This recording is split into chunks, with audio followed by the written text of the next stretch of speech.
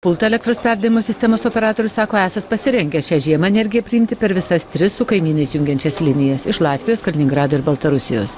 Nors pagal sistemo operatorių pasirašytą susitarimą Lietuva prioritetą teikia per Latviją perdodamą energiją iš Estijos, pasak Litgrido vadovo, iš kur importuojame elektrą, labiausiai lemia rinka.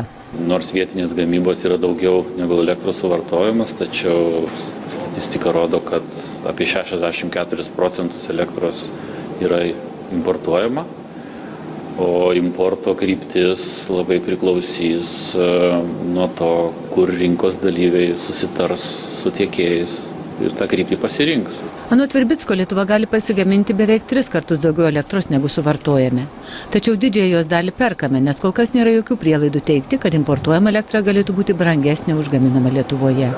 Be to, šią žiemą neplanuojama remontuoti tinklų nei pas mus, nei Latvijoje ir Estijoje, todėl vargu ar kartosis praėjusio rudens bėdos, kai pritrūkus elektros jos kaina biržoje rekordiškai augo, tiekėjai buvo priversti ją pirkti iš vietos gamintojų, mokėdami gerokai brangiau negu gauna iš vartotojų.